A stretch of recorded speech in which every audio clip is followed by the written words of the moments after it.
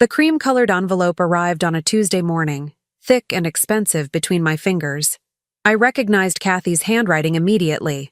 That precise, controlled script she'd perfected in private school. The one that always looked like it was judging you. My coffee grew cold as I stared at my name written in black ink. Mrs. Elaine Mack. Not Mom, not Mother. Just my formal name, like I was some distant relative she barely knew. I should have thrown it away. Should have recognized the warning signs in the weight of the paper, the way my daughter's return address was embossed in gold lettering. But I was still clinging to hope then, still believing that somewhere beneath her designer clothes and cold demeanor lived the little girl who used to crawl into my bed during thunderstorms. The kitchen felt smaller as I slid my finger under the flap, the morning light filtering through my modest apartment's windows seeming somehow dimmer. I'd been living here for 3 years now, ever since Richard died and left me with more bills than inheritance. It was clean, comfortable, and mine, a sanctuary I'd built from the pieces of a life that had crumbled around me. Inside the envelope was a single sheet of paper. Not an invitation, not a wedding announcement, an invoice. Professional wedding planning services, $35,000 honeymoon expenses. Tuscany, 3 weeks, $35,000 total. Due, $70,000 payment. Due, 30 days, at the bottom, in Kathy's careful handwriting. You should feel lucky I'm letting you contribute at all. After everything you've put this family through, this is the least you can do. I read it twice, then 3 times. The words swam before my eyes, but their meaning remained crystal clear. My daughter, my only child, was charging me for a wedding I hadn't been invited to, a honeymoon I'd never even heard about, and treating it like a privilege I should be grateful for. The coffee mug slipped from my numb fingers, shattering against the linoleum floor. Brown liquid spread across the white tiles like spilled blood, and I stared at it without moving. 27 years of motherhood, and this was what I'd earned. Not a phone call, not an invitation, not even the courtesy of a conversation. An invoice. I thought about the last time I'd seen Kathy. Christmas dinner, 18 months ago, at her imposing house in Westchester. She'd greeted me at the door like an inconvenience, her smile never reaching her eyes. Throughout the evening, she'd made subtle comments about my choices, my situation, my inability to move on. Her husband Gary had mostly ignored me, and when he did speak, it was with the kind of polite condescension reserved for unwanted guests. I'd left early, claiming a headache. Kathy hadn't protested. Now, kneeling on my kitchen floor picking up pieces of broken ceramic, I understood. I wasn't her mother anymore. I was a wallet she occasionally remembered to shake down for money. The realization should have destroyed me. Instead, something cold and calculating settled in my chest. I stood slowly, my knees protesting after 63 years of carrying the weight of other people's expectations. The invoice fluttered to the floor, and I left it there among the coffee stains and ceramic shards. Let it swim in the mess. It belonged there. Walking to my bedroom, I caught sight of myself in the hallway mirror. Gray hair pulled back in a simple bun, lines around my eyes that spoke of too many sleepless nights worrying about an ungrateful daughter, clothes that were clean but unremarkable. I looked like exactly what I was, a woman who had spent her life making herself smaller so others could feel bigger. But my eyes were different now. They held something I hadn't seen in years. Fury. I pulled out my laptop and began typing. Not a check, not a desperate plea for inclusion. Something else entirely. My fingers moved across the keyboard with purpose, each keystroke deliberate and measured.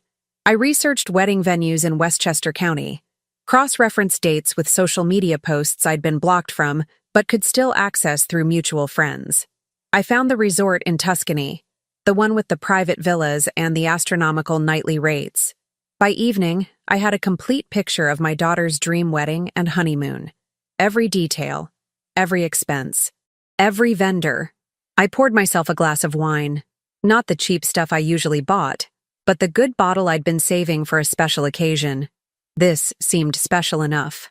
I sat at my kitchen table, the invoice still on the floor where I'd left it, and made a list of phone numbers. The first call would be to Kathy's wedding planner, a woman named Christine Slaughter, according to my research. then the resort in Tuscany, then the caterer, the florist, the photographer, all of them expecting payment from someone who thought I was nothing more than a convenient ATM. I smiled, and it felt like flexing a muscle I'd forgotten I had. Kathy wanted me to contribute to her wedding? Fine. I'd contribute. Just not in the way she'd imagined. I picked up my phone and dialed the first number. A woman answered on the third ring, her voice professionally warm. Slaughter Wedding Planning. This is Christine speaking. Hello, I said, my voice steady as granite. I'm calling about the Herman Green wedding. I'm Elaine Mack, Kathy's mother. Oh, Mrs. Mack, how wonderful to finally speak with you. Kathy has mentioned you might be contributing to the wedding expenses. I have to say, she's planned something absolutely spectacular. I'm sure she has, I replied, my tone giving nothing away. I'd like to discuss the arrangements. When would be a good time to meet? Would tomorrow work? I have an opening at 2 o'clock. Perfect. I'll see you then. I hung up and reached for my wine glass. The liquid was deep red, almost the color of blood. I took a sip and felt it burn its way down my throat, warming the cold place where my heart used to be. Tomorrow, I would begin to teach my daughter about consequences, about respect, about the price of treating your mother like a stranger who owed you money. But tonight, I would plan. The invoice stared up at me from the floor, a monument to my daughter's cruelty. I left it there and went to bed, sleeping better than I had in months. In my dreams, I was standing in a garden at sunset, watching something beautiful burn. The morning air was crisp as I walked into Christine Slaughter's office building in White Plains. I'd chosen my outfit carefully, a navy dress that had cost me 2 weeks' grocery budget 3 years ago, my late mother's pearl necklace, and the kind of understated elegance that whispers money rather than screaming it. I wanted to look like someone who could write a $70,000 check without blinking. The elevator ride to the 5th floor felt like ascending to a battlefield. My reflection in the polished steel doors showed a woman who had shed 20 years overnight. Not younger, wiser, harder, more focused than I'd been since Richard's death had scattered my world like dandelion seeds in the wind. Christine Slaughter's office was everything I'd expected. Cream walls, gold accents, and the kind of furniture that cost more than most people's cars. She greeted me with the practiced warmth of someone who made her living managing other people's dreams and neuroses. Mrs. Mack, please, have a seat. Can I offer you coffee? Water? Coffee would be lovely, I said, settling into the plush chair across from her glass desk. Through the windows, I could see the Hudson River gleaming in the afternoon sun, and for a moment I felt like I was looking down at my old life from a great height. Christine poured coffee from an elegant silver service, her movements fluid and rehearsed. I have to tell you, your daughter has exquisite taste. The Riverside Manor is simply stunning for an October wedding, and the details she's chosen, the hand-blown glass centerpieces, the imported Italian linens, everything is perfection. Tell me about the timeline, I said, accepting the delicate china cup. When exactly is the wedding? October 15th, just 3 weeks away now. Of course, Kathy mentioned you might be traveling, which is why you won't be able to attend. Her tone was carefully neutral, but I caught the slight uptick at the end, a question disguised as a statement. Something like that, I replied, letting my silence speak volumes. Let her wonder. And the honeymoon arrangements? Oh, that's going to be absolutely magical. 3 weeks at Villa Serenata in Tuscany. It's a private resort, very exclusive. They're flying out the day after the wedding.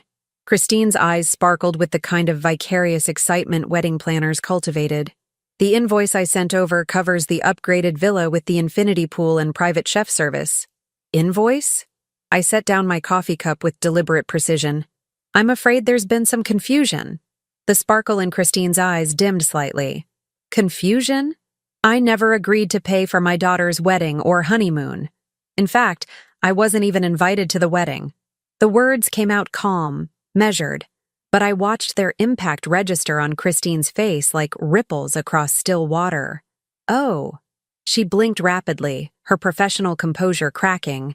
But Kathy said, she told me you were eager to contribute, that you felt terrible about missing the ceremony and wanted to make it up to her by covering the major expenses. I almost laughed. Almost. Instead, I leaned forward slightly, my voice dropping to a conspiratorial whisper. Did she really? How interesting. Tell me, Christine, when someone commissions your services, they sign a contract, don't they? Well, yes, of course. And who signed the contract for this wedding? Christine's face went pale beneath her carefully applied makeup. Kathy and Gary. But she assured me that you would be handling the payments for certain items totaling $70,000. I opened my purse and pulled out the invoice, now neatly folded. This arrived yesterday. No phone call, no discussion. Just a bill, with a charming note about how lucky I should feel to be allowed to contribute. The silence stretched between us like a taut wire. Christine stared at the invoice, then at me, then back at the paper. I could practically see the calculations running behind her eyes. Deposits made, vendors paid, her own commission hanging in the balance. Mrs. Mack, I had no idea. Kathy presented this as an arrangement you'd already agreed to. She seemed so confident that you would cover these expenses. Did she pay you anything up front? A small deposit, $5,000. The rest was supposed to come from you this week, with the balance due on the wedding day. I nodded slowly, filing this information away. And what happens if those payments don't materialize? Christine's hands trembled slightly as she reached for her own coffee cup. Well, we would have to, that is to say, without payment, we couldn't provide the services. All of them? The vendors require payment before or on the day of service. The venue, the catering, the flowers, the photography, everything. Her voice was barely above a whisper now. If the payments don't come through, there would be no wedding. I sat back in my chair, letting this sink in. Kathy had built her dream wedding on the assumption that she could bully me into paying for it. She'd counted on my maternal guilt, my desperate desire to be included in her life, my history of saying yes when I should have said no. She'd counted wrong. Christine, I said, my voice gentle now, almost motherly. You seem like a lovely person, and I imagine you work very hard for your clients. This situation isn't your fault. My daughter has put you in a terrible position. What? What should I do? The question came out like a prayer. That depends. How much time do you need to make alternative arrangements? If, hypothetically, the funding for this wedding disappeared, for a wedding of this scale, with just 3 weeks' notice? Christine shook her head. It would be impossible. The deposits alone. Most vendors don't offer refunds for cancellations this close to the event date. Even if the cancellation is due to non-payment by the client, the contracts are with Kathy and Gary. They're legally responsible for payment regardless of family arrangements. The implication hung heavy in the air between us.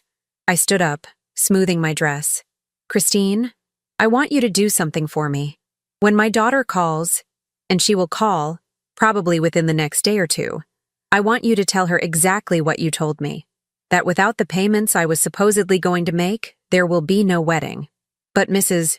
Mack, and then I want you to give her my phone number and tell her that if she wants to discuss this further, she needs to call me directly. Not send invoices. Not make assumptions. Call me. Christine nodded mutely, her face ashen. One more thing, I added, pausing at the door. Don't feel bad about any of this. You're not responsible for my daughter's choices or their consequences. You're a businesswoman providing a service, and you deserve to be paid for your work, just not by me. I left her sitting there, staring at the invoice I'd placed on her desk like evidence in a criminal trial. The elevator ride down felt different from the ride up, lighter somehow, as if I'd left some invisible burden in that office along with my daughter's assumptions about my compliance. Outside, the October air carried the scent of dying leaves and coming winter. I pulled out my phone and scrolled through my contacts until I found a number I hadn't called in months. Janet Waters had been my neighbor when Kathy was small, back when we lived in the house Richard and I had saved for years to buy. Janet's daughter Rosa had been Kathy's best friend until high school, when my daughter decided that Rosa's family wasn't quite prestigious enough for her social aspirations. Janet answered on the second ring. Elaine?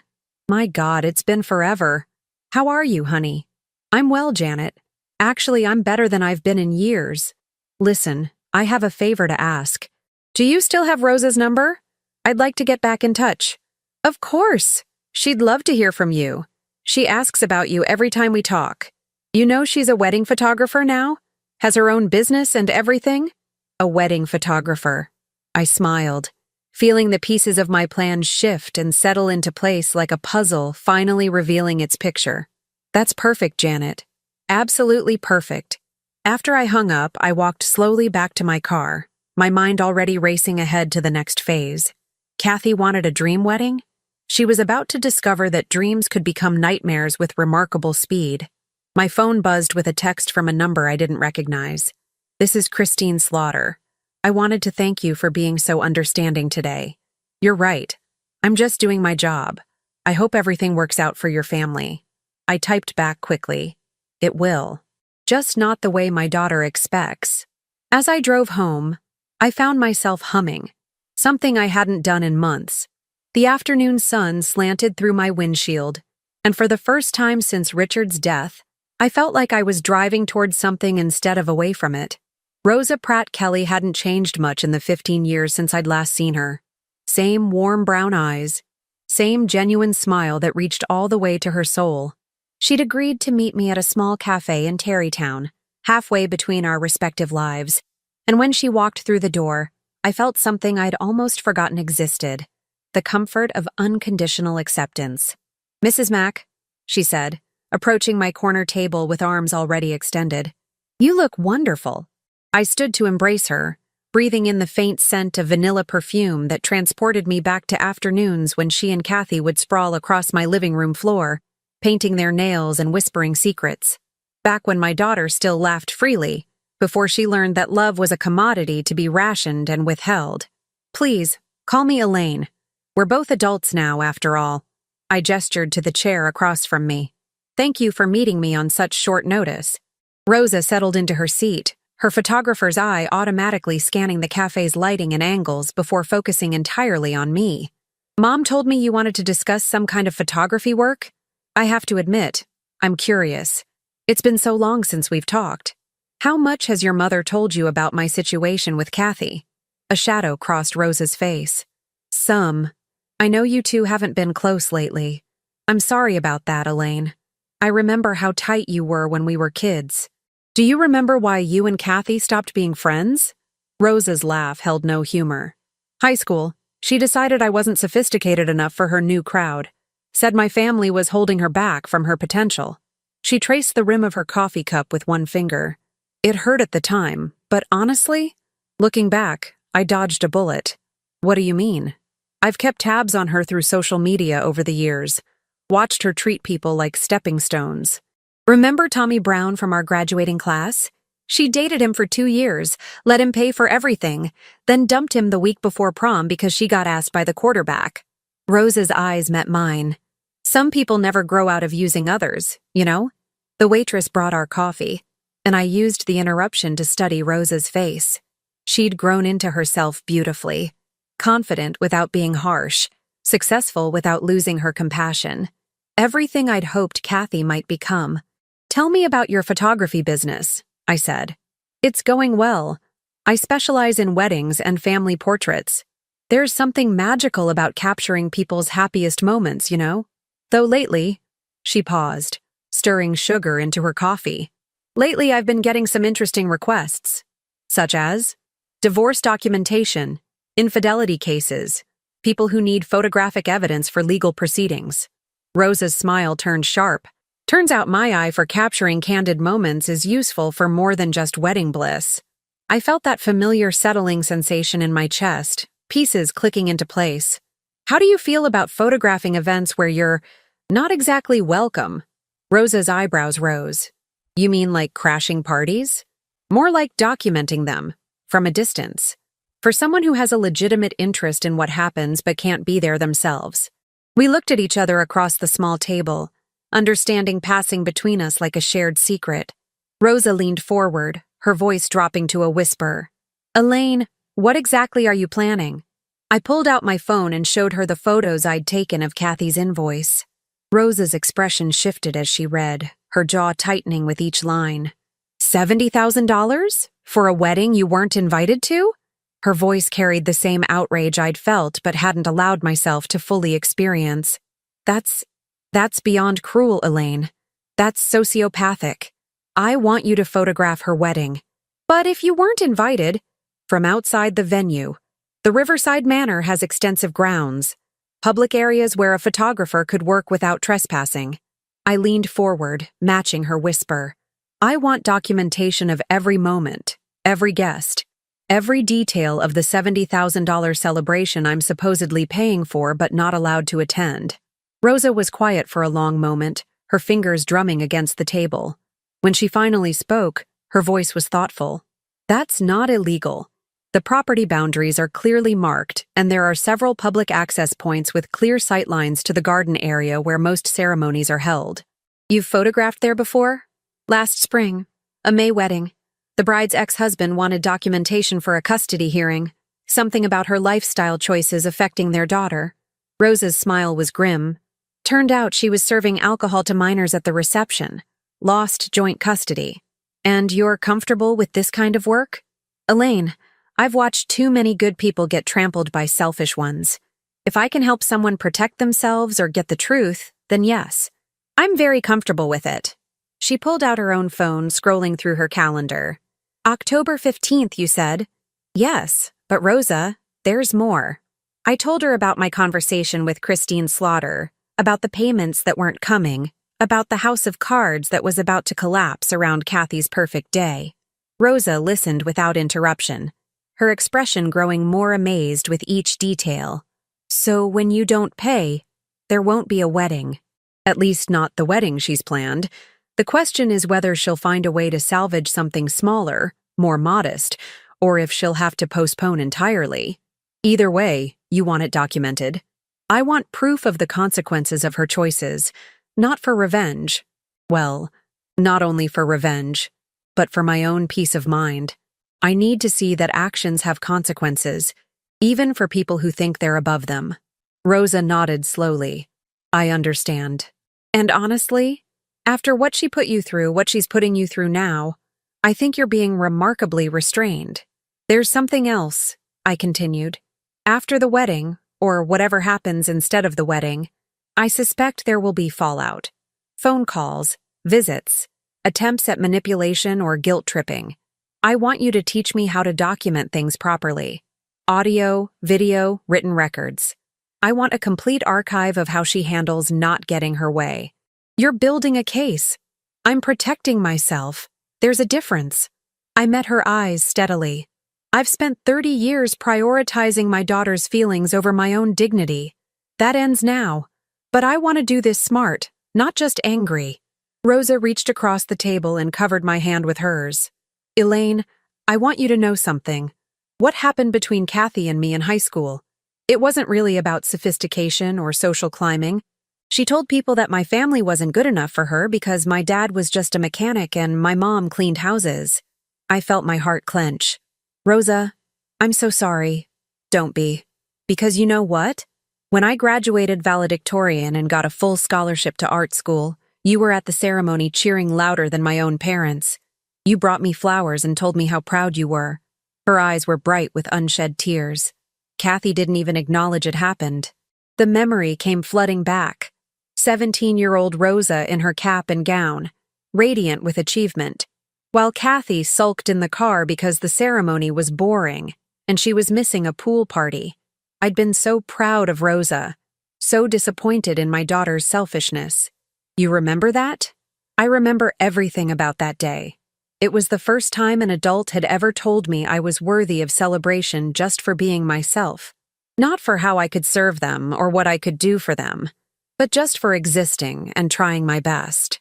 Rosa squeezed my hand. So yes, Elaine, I'll help you document your daughter's wedding. And I'll teach you everything I know about protecting yourself from people who think love is a transaction. We spent another hour planning logistics, discussing camera angles and legal boundaries, contingency plans for different scenarios. Rosa showed me apps for recording phone calls, techniques for documenting interactions, ways to create an unshakable record of events. As we prepared to leave, she pulled out a business card and wrote a number on the back. This is my personal cell. Day or night, Elaine. If things get ugly after the wedding, if she tries to corner you or manipulate you, you call me immediately. Okay? I tucked the card into my wallet, next to the photo of Kathy I'd been carrying for 20 years. The one from her high school graduation, where she was smiling genuinely for once. Looking at it now, I realized I'd been mourning the wrong person. The daughter in that photo had been dying by degrees for years, replaced by someone who measured love in dollar signs and saw family as an inconvenience. Rosa, I said as we stood to leave, do you ever regret losing Kathy's friendship? She considered this for a moment, then shook her head. I regret who she chose to become, but losing her friendship? No. It taught me that some people will only value you as long as you're useful to them. Better to learn that lesson early than spend your whole life being used. Walking to my car, I felt lighter than I had in years. Not just because I had an ally now, but because I'd remembered what it felt like to be valued for who I was, rather than what I could provide. Rosa saw me, not as a checkbook or a source of guilt or obligation, but as a person worthy of respect and loyalty. For the first time since opening that invoice, I smiled without bitterness. Kathy thought she'd found a way to extract money from me while keeping me at arm's length. Instead, she'd given me something far more valuable. Absolute clarity about who she really was, and who I intended to become. The phone calls started 3 days after my meeting with Christine Slaughter. Not from Kathy. That would have required her to acknowledge that I was a person rather than an ATM. But from Gary, her husband-to-be. His voice on my answering machine was tight with barely controlled panic. Elaine, it's Gary. We need to talk. There seems to be some confusion about the wedding payments. Call me back as soon as possible. I didn't call back. Instead, I sat in my kitchen with a cup of tea, listening to the message play 3 more times. Each repetition revealed new layers of desperation beneath his attempted authority. Gary Green had always struck me as the kind of man who solved problems by throwing money at them or delegating them to someone else. Now he was discovering that some problems couldn't be bought or delegated away. The second message came that evening. Elaine, this is getting ridiculous. Kathy is beside herself. The wedding is in 2 weeks. You need to call us back and sort this out. By the 4th day, Kathy herself finally condescended to contact me. Her voice was ice-wrapped in silk, every word precisely enunciated like she was speaking to a difficult child. Mother, I don't know what game you think you're playing, but it stops now. Our wedding planner says you're refusing to honor your commitments. This is my wedding day we're talking about. My once-in-a-lifetime moment. Whatever petty grievance you're nursing needs to take a back seat to what's important here. I played the message twice, marveling at her ability to make herself the victim in a situation where she'd tried to extort $70,000 from someone she'd excluded from her wedding. No acknowledgement of the invoice's cruelty. No recognition that she'd never actually asked me to contribute. Just outrage that I wasn't complying with her assumptions. Rosa called that afternoon to check in. How are you holding up, Elaine? I saw the venue this morning. They're still setting up for Saturday, but I heard the staff talking. Apparently, several vendors are demanding payment up front now instead of waiting until the event. Good, I said, surprising myself with the venom in my voice. Let her scramble. Let her learn what it feels like when other people's cooperation isn't guaranteed. There's something else. Rosa's voice carried a note of excitement. I was photographing an engagement session at the park near your old house yesterday, and I ran into Jacqueline Pelosi. Remember her? She used to live 3 doors down from you. I remembered Jacqueline, a sweet woman whose husband had died young, leaving her to raise 2 sons alone. We'd bonded over morning coffee and the challenges of single motherhood after Richard's death. She asked about you, Rosa continued. When I told her what was happening with Kathy's wedding, she got this look on her face. Turns out she works for the catering company that's supposed to handle the reception. My heart stopped. What did she say? She said Kathy has been an absolute nightmare to deal with. Screaming at servers during the tasting, demanding changes to the menu at the last minute, treating everyone like servants. But here's the interesting part. She also said the catering bill is $12,000, and they haven't seen a penny yet. They're one of the vendors expecting payment from me? According to Jacqueline, yes. Kathy told them her mother was covering all the major expenses and would settle up on the wedding day. Rosa paused. Jacqueline wanted me to give you a message. What message? She said to tell you that if you decide not to pay, she'll make sure the kitchen staff knows exactly why there's no reception dinner. She said after the way Kathy treated her people, they'd probably volunteer to cater your next birthday party for free. I found myself laughing, actually laughing, for the first time in weeks. The image of my daughter's carefully curated guest list, discovering that their elegant dinner had been canceled because the bride had assumed she could bully money out of her uninvited mother, was almost too perfect. Rosa, do you think I'm being too cruel? The question surprised me as it came out. Part of me, the part that had spent 30 years making excuses for Kathy's behavior, still whispered that I was the villain in this story. Elaine, do you know what cruel would be? Cruel would be showing up at the wedding uninvited and making a scene. Cruel would be posting the invoice on social media for everyone to see. Cruel would be contacting her friends and telling them what kind of person she really is. Rosa's voice was firm. You're not doing any of those things. You're simply refusing to be extorted. There's nothing cruel about setting boundaries. That evening, I did something I hadn't done in months. I cooked myself a real dinner. Not the sad sandwiches or microwaved meals that had sustained me through the worst of my grief, but an actual meal with vegetables and seasoning and care. I set the table with my good china, the set Richard and I had received as a wedding gift and saved for special occasions that never seemed to come. As I ate, I thought about all the dinners I'd cooked for Kathy over the years. Birthday dinners where she'd complained about the menu. Holiday meals where she'd criticized my cooking while helping herself to seconds. Family gatherings where I'd spent hours in the kitchen while she held court in the living room, accepting compliments on the meal she hadn't helped prepare. When had I stopped mattering in my own kitchen? When had I become the invisible woman who produced comfort and abundance for others while eating scraps of affection in return? My phone rang as I was clearing the dishes. The caller ID showed Gary's number, but it was Kathy's voice that greeted me when I answered. Mother, finally. We need to meet. Tonight. Hello, Kathy. How are you? How am I? Her voice pitched higher. I'm dealing with a crisis because my mother has apparently lost her mind. The wedding is in 8 days, and you're playing games with vendors and causing chaos for no reason. I'm not playing games, sweetheart. I'm simply not paying for a wedding I wasn't invited to. The silence stretched so long I wondered if the call had dropped. When Kathy finally spoke, her voice was deadly quiet. You weren't invited because we knew you'd make it about yourself. We knew you'd find some way to cause drama or make everyone uncomfortable with your situation. My situation. Living in that tiny apartment, wearing clothes from discount stores, talking about money problems all the time. Gary's family has a certain standard, and frankly, we weren't sure you could blend in appropriately. The words hit like physical blows, but instead of pain, I felt something crystalline and sharp settle in my chest. Clarity. Perfect, merciless clarity. I see, I said calmly. So you excluded me from your wedding because I might embarrass you, but you still expected me to pay for it? This is what I'm talking about, Kathy snapped.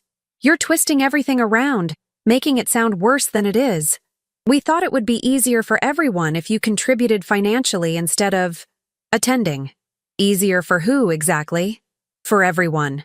For you, too. You wouldn't have to worry about what to wear or whether you fit in.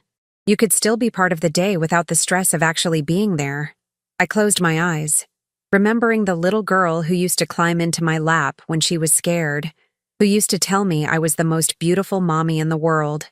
Somewhere along the way, that child had been replaced by this stranger who saw me as a source of embarrassment and funding. Kathy? I said softly. Do you hear yourself right now? What do you mean?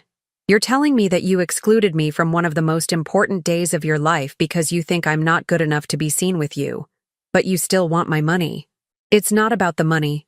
It's exactly about the money. You sent me a $70,000 invoice, Kathy. Not a request. Not a conversation. A bill. With a note telling me I should feel lucky to be allowed to contribute. Another long silence. When she spoke again, her voice had shifted to the wheedling tone she'd used as a teenager when she wanted something. Look, I know the invoice was poorly worded. I was stressed, and maybe I didn't express myself well. But you're my mother, This is my wedding. Don't you want to see me happy? I want to see you become a person I can be proud of. Someone who treats others with kindness and respect. Someone who values relationships over transactions. I took a deep breath. But that's not who you are right now, is it? You're being ridiculous. Emotional. This is exactly why we thought it would be better if you weren't there. Then you should be relieved that I won't be paying either. I hung up before she could respond, my hands surprisingly steady as I set the phone down. Within seconds, it started ringing again. I turned off the ringer and watched the screen light up with call after call. Gary, then Kathy, then Gary again. Finally, a text message appeared.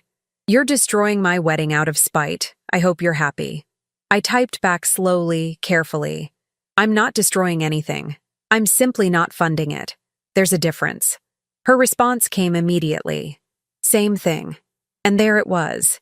In Kathy's mind, my refusal to pay for her wedding was equivalent to sabotage. My boundaries were acts of aggression. My dignity was an inconvenience she shouldn't have to consider. I poured myself a glass of wine and walked to my bedroom window.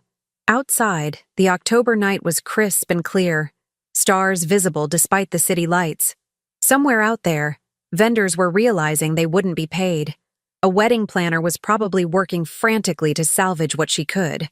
A bride was discovering that her assumptions about other people's compliance had been catastrophically wrong. And I was standing in my own space, in my own life, finally free of the obligation to fund someone else's dreams, while being excluded from their love. October 15th dawned gray and cold, with the kind of persistent drizzle that soaks through everything. I stood at my kitchen window, watching water streak down the glass, and wondered if Kathy was awake yet, discovering what remained of her perfect day. Rosa had texted me at 6 a.m. "Venue looks chaotic. Vendor trucks leaving already. Still want me there?" I'd replied immediately, "Yes. Document everything." By 10 o'clock, my phone had recorded 17 missed calls from various numbers. Gary, Kathy, even Christine Slaughter. I'd turned off the ringer after the 5th call and spent the morning in deliberate calm, organizing my financial documents and cleaning my apartment. If Kathy decided to escalate this situation legally, I wanted every record of my independence meticulously documented. The doorbell rang at 11:30. Through the peephole, I saw Kathy standing in the hallway, still in her pajamas with a coat thrown over them, her usually perfect hair unwashed and wild. Gary stood behind her, looking like a man who'd been up all night negotiating with creditors. I opened the door but didn't step aside to let them in. "Mother," Kathy's voice was hoarse, probably from crying or shouting. "We need to talk." "Good morning, Kathy." "Gary." I kept my tone pleasant, professional. "You look upset." "Upset?" Kathy's composure, always her strongest weapon, finally cracked completely. "My wedding is ruined. The caterers showed up this morning demanding $12,000 in cash or they were leaving. The florist took back all the arrangements. The photographer says we still owe him $8,000 for the engagement photos, and he won't shoot the ceremony until we pay." "That sounds very stressful," I said calmly. "What does this have to do with me?" Gary stepped forward, his face flushed with anger. "Cut the act, Elaine. You know exactly what this has to do with you. You're deliberately sabotaging our wedding because you didn't get your invitation." "I'm not sabotaging anything. I'm simply not paying for your wedding. Those are two very different things."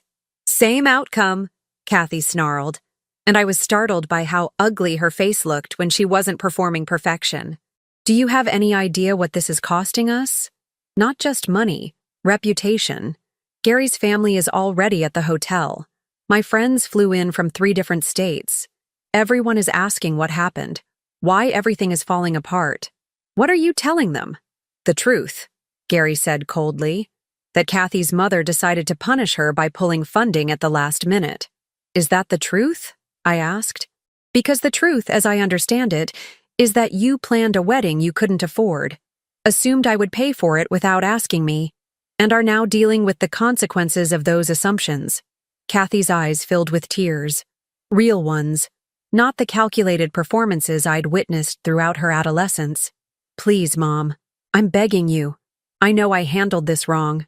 I know the invoice was insensitive, But this is my wedding day. Can't we figure out the rest later? For a moment, looking at my daughter's tear-streaked face, I felt the familiar pull of maternal guilt. The voice in my head that whispered, "Just fix it. Just make her happy. Just keep the peace." It would be so easy to write the check, to smooth over this crisis, to return to the familiar pattern of my pain being less important than her comfort. But then I remembered the invoice, the casual cruelty of that note, the assumption that I should feel lucky to be financially useful while being socially disposable. "Kathy," I said gently, "what would happen if I wrote you a check right now?" Her face lit up with desperate hope. Everything could still work out. We could call the vendors back, explain that it was just a misunderstanding. And then what? After the wedding? After the honeymoon you also expect me to fund? What happens to our relationship? She blinked, clearly not understanding the question. "What do you mean?" "I mean, would I be invited to your first anniversary dinner? Would I be welcome at your house for holidays? Would you call me just to talk? Not because you need something?" I watched her face as the implications sank in. "Or would I go back to being the embarrassing mother you keep at arm's length until the next time you need money?" The silence stretched between us like a chasm. Gary shifted uncomfortably, and I realized he was finally understanding the deeper dynamics at play here. This isn't about," Kathy struggled for words.